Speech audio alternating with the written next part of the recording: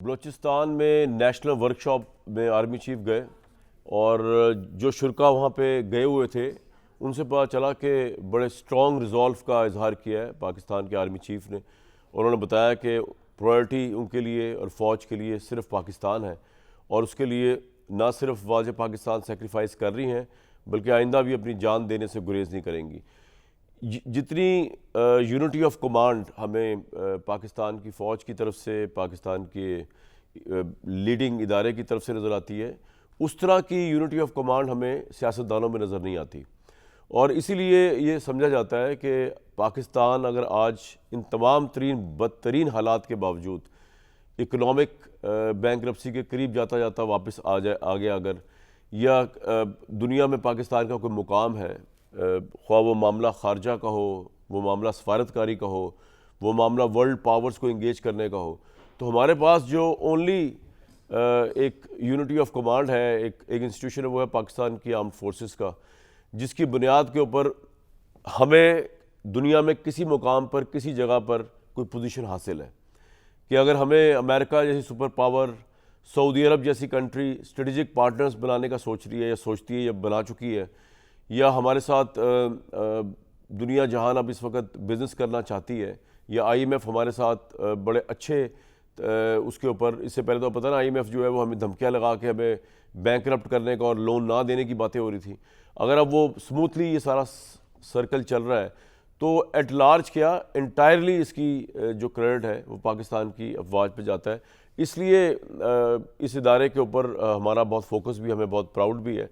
क्योंकि हमारे ये मैं सारी बातें इसलिए कर रहा हूँ कि अब मैं आपको दूसरी पिक्चर दिखाने लगा हूँ। अब दूसरी तरफ अगर आप देखें, केपी का सूबा जो है वो फ्रंट लाइन स्टेट है अगेंस्ट टेररिज्म, विक्टिम भी है और वहाँ से जंग भी लड़ी जा रही है। वहाँ पर पॉलिटिशियंस के पॉइंट ऑफ व्यू से अगर देखा जाए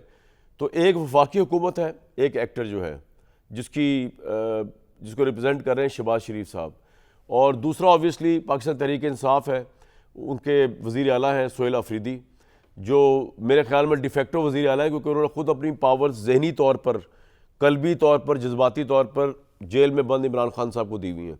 कि वो कैबिनेट भी बनाने को तैयार नहीं है जब तक कि इमरान साहब से मुलाकात ना हो जाए। तो अब अगर कानूनी तौर पर कोई हिच आ जाए और अगले 1-2-3 महीने तक इमरान साहब से मुलाकात ना हो सके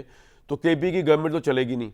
क्योंकि केपी की कैबिनेट बनेगी नहीं, और जब कैबिनेट ही नहीं बनेगी तो इतने बड़े बड़े मसले जो है केपी के अंदर, जिसमें लॉ एंड ऑर्डर है, मैसिव करप्शन है, स्मगलिंग के इश्यूज़ है, क्या कुछ नहीं है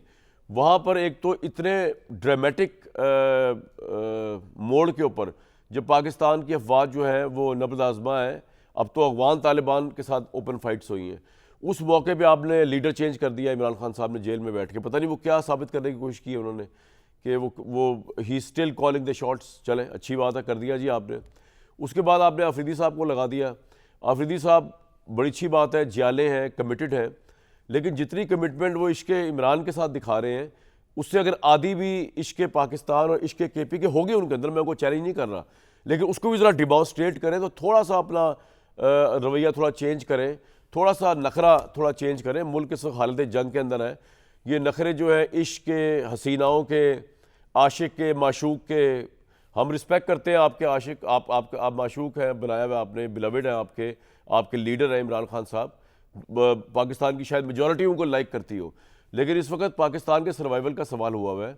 वहाँ पर हम डबल फ्रंट से केपी के अंदर लड़ाई लड़ रहे हैं, एक वो जो दहशतगर्द इन्फिल्ट्रेट करके आ रहे हैं और दूसरे उनके सहूलतकार जो अफगान गवर्नमेंट है जो उनको फैसिलिटेट भी करती है और डराने करती है। पाकिस्तान ने इतनी फैंटी लगाई कि दोहा के अंदर जो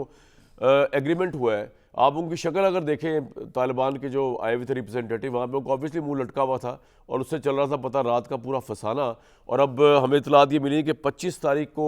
जो एक और गालबन टर्की के अंदर जो मुलाकात होगी उसके अंदर बाकायदा, ये तो अभी सीज़ फायर था, एग्रीमेंट किया जाएगा जिसमें अफगान तालिबान गवर्नमेंट जो है वो एक्सेप्ट करेगी कि ये टेररिज्म जो है उसको ऑफिशियल भी एक्सेप्ट करना पड़ेगा उनको, ये टेररिज्म जो है उनकी सरजमीन से हो रहा है और आइंदा नहीं होगा। ये पाकिस्तान की बहुत बड़ी कामयाबी है, ऑब्वियसली पाकिस्तान की इस्टेब्लिशमेंट की बहुत बड़ी कामयाबी है। एक तो वॉर में उनको छक्के छड़ाए और उनको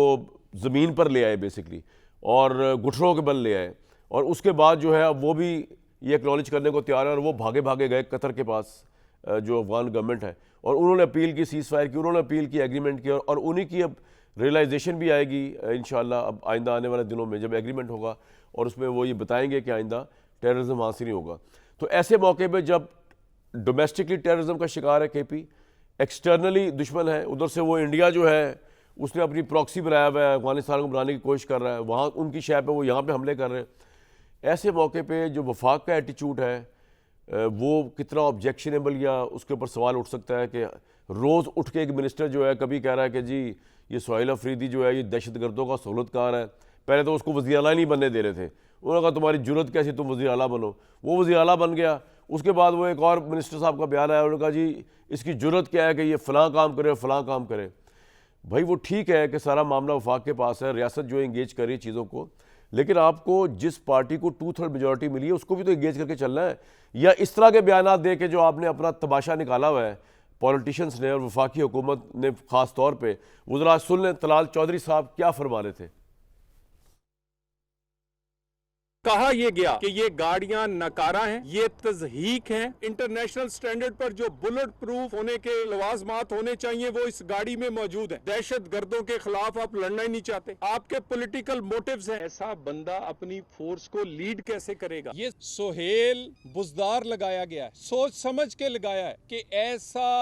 कम अकल और बचगाना सोच वाला बंदा लगाया जाए जिसको कौमी मुफाद और अपनी जिम्मेदारी जो उसने हलफ उठाया है उसकी बजाय वो सियासी पॉइंट स्कोरिंग और अपने बानी को खुश करने के लिए बयानात और इस तरह के ड्रामे करे। उन्होंने किसी मुजरम को रहा कराने का हलफ नहीं लिया, अपनी 4-4 बुलेट प्रूफ लेके घूमते हैं, वो उनको दे दें। फिर 148 के तहत आप आजाद नहीं है कि आप ऐसे फैसले करें। वजीर आला बदलने से ये जंग नहीं रुकेगी, हम ऑपरेशन नहीं होने देंगे, हम एक्शन नहीं होने देंगे। वजीर आला बदलते तुम थक जाओगे, एक्शन होता हुआ रुकता नजर नहीं आएगा।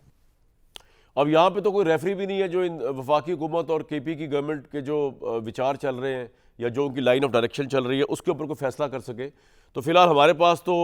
जो लोग हैं उनसे जानने की कोशिश करते हैं, क्योंकि ये पाकिस्तान के सर्वाइवल का सवाल हुआ हुआ है इस वक्त, और अगर इस मामले को अभी ना टैकल किया गया, केपी की जो गवर्नमेंट है उसको ऑन बोर्ड लेना वफाकी हुकूमत के साथ, वफाकी हुकूमत का इतना अग्रेसिव स्टैंड से पीछे हटना, ये दोनों चीज़ें उतनी ज़रूरी हैं जितनी जंग जीतनी ज़रूरी है।